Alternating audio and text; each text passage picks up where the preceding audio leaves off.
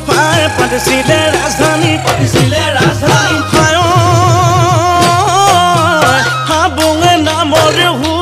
বিশাল বাকৰি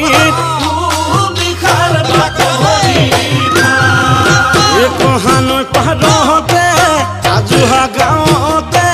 হাবুঙত পাতিছিল আহোমে কাই ভেটি